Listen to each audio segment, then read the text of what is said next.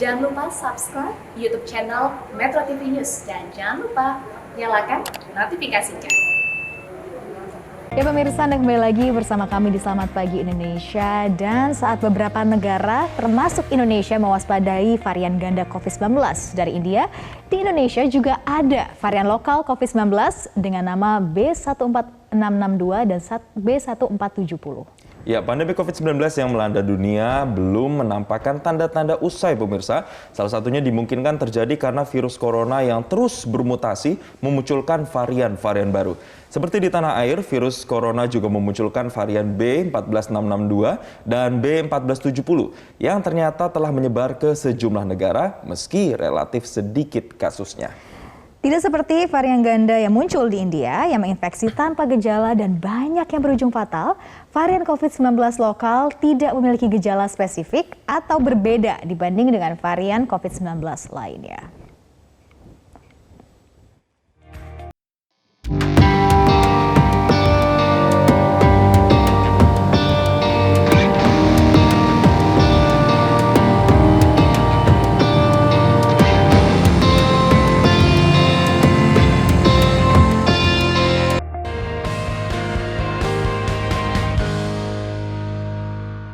Ya, kemudian memunculkan pertanyaan pemirsa, sebetulnya ada berapa varian virus corona di tanah air, apa bahayanya, dan bagaimana kemudian antisipasinya?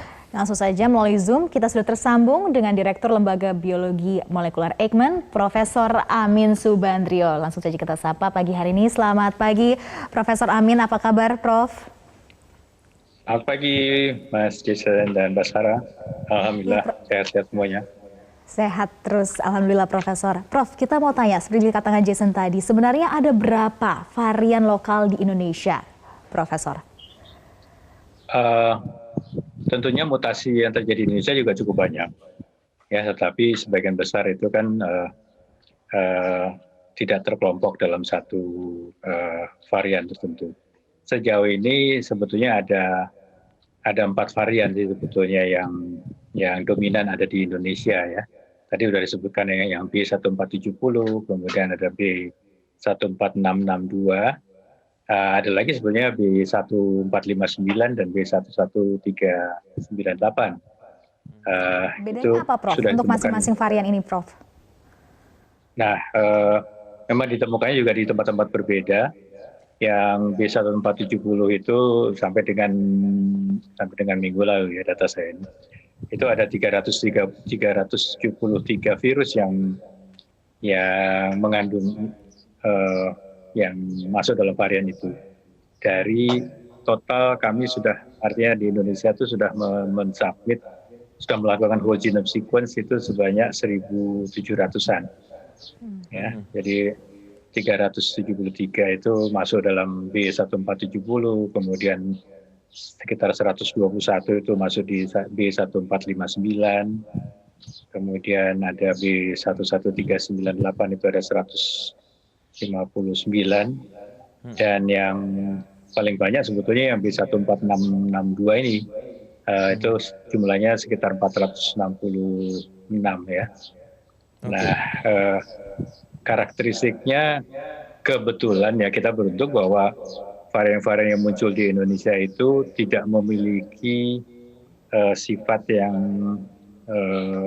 mengkhawatirkan ya, walaupun tentu ada beberapa perubahan ya, dari virus itu, tapi tidak sampai menyebabkan varian tadi menjadi varian of concern atau varian of interest. Ya. Prof. Amin, kalau kita bandingkan dengan varian of concern yang sudah dinyatakan oleh Balitbang Kemenkes, ini kan ada 3. Ada B117 dari Inggris, kemudian B1617 dari India, dan bahkan B1351 dari Afrika Selatan yang disebut-sebut ini bisa menurunkan efikasi vaksin. Nah, kalau 14662 dan 1470 ini apakah hampir-hampir mirip juga, penularannya sama, sampai 75% seperti B117 dan bisa menurunkan efikasi vaksin juga, Prof? Sejauh ini sifat-sifat itu belum teridentifikasi di varian-varian di Indonesia. Ya. Kita sebetulnya sudah mendapatkan varian-varian itu sejak tahun lalu sebetulnya, jadi bukan baru-baru belakang ini. Jadi jumlah yang tadi yang berapa ratus itu kalau kita kumpulkan dari ya sekitar pertengahan tahun yang lalu ya.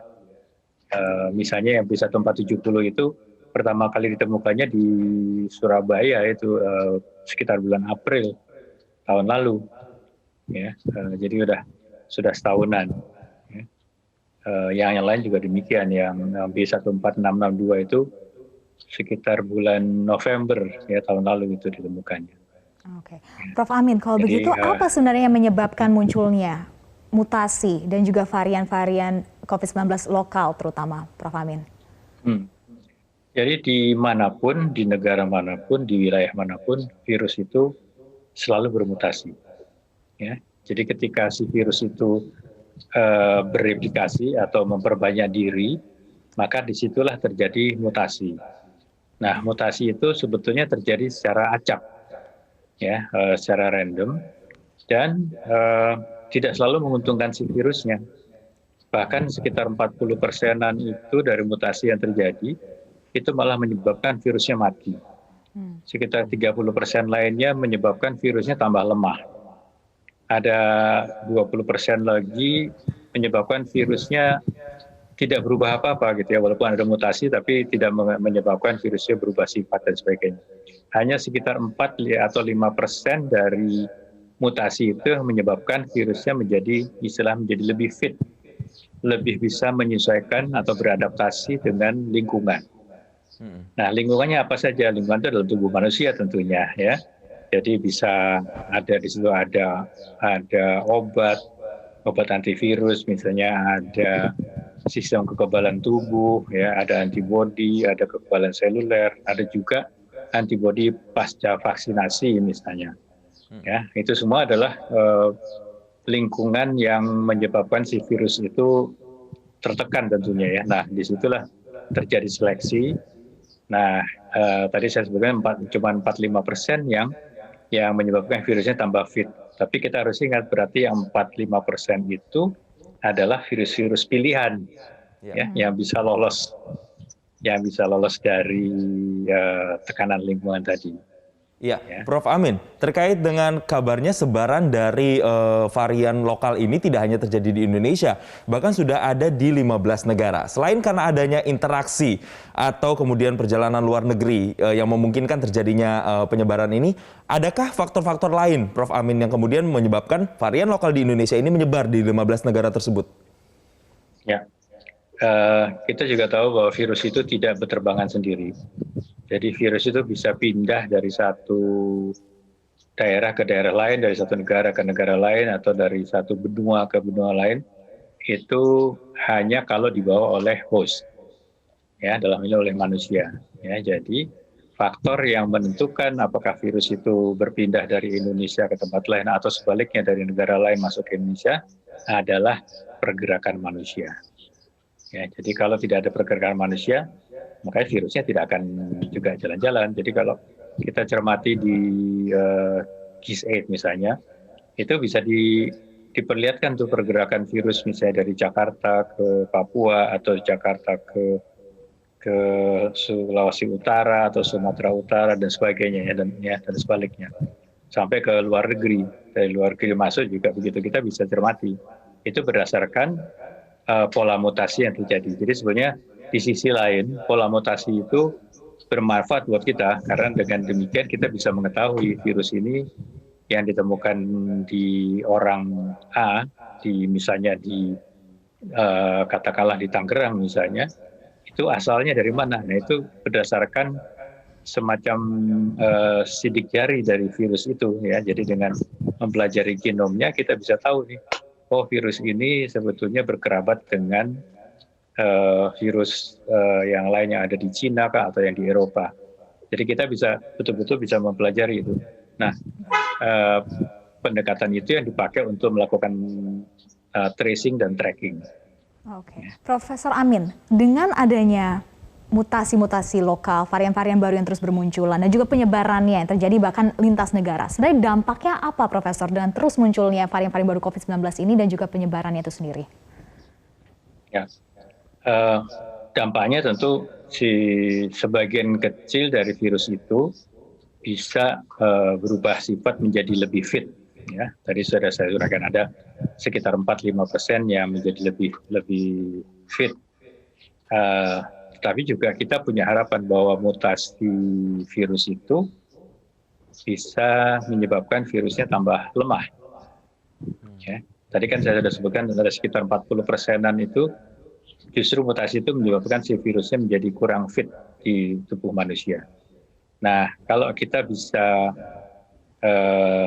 tanda petik memenangkan perang ini ya, artinya tidak memberi kesempatan si virus untuk beradaptasi kemudian menjadi lebih fit, maka akan semakin lama akan terjadi evolusi ya, perubahan lambat yang disebabkan adalah karena mutasi tadi. Lama-lama virus itu malah menjadi kurang ganas ya, tidak menular atau kurang menular dan sebagainya. Nah, itu akan terjadi penurunan. Sekali lagi, itu kalau kita tidak memberi kesempatan si virus untuk bereplikasi dan bermutasi. Oke, Prof. Amin, adakah titik di mana virus-virus ini berhenti bermutasi? Apakah dengan kemudian dipercepatnya proses vaksinasi dan semakin banyak orang yang divaksin, kemudian mutasi itu akan terhenti? Mungkinkah begitu, Prof. Amin? Ya, harapan kita demikian. Mutasi itu akan berhenti kalau virus itu tidak bereplikasi. Artinya ketika mungkin dia masih bisa masuk ke dalam sel tubuh manusia, tapi ketika dia akan melepaskan materi genetiknya ke dalam tubuh manusia, itu sudah diblok misalnya dengan antibodi misalnya karena vaksinasi. Ya, atau kita memberikan lingkungan yang tidak mendukung ya, misalnya sistem kekebalan kita diperbaiki atau ada obat-obat tertentu yang menghambat replikasi virus. Nah, itu yang akan memperkecil kemungkinan si virus itu untuk memperbanyak diri. Nah, disitulah kita bisa memotong atau memutuskan rantai replikasi dari virus, rantai mutasi dari virus tadi. Oke, artinya ketika sudah semakin banyak masyarakat yang mendapatkan vaksin, diharapkan virus ini semakin terdesak dan tidak kemudian bermutasi lagi. Terima kasih Prof. Amin Subandrio, Kepala LBM Eijkman telah bergabung bersama kami atas informasinya di Selamat Pagi Indonesia.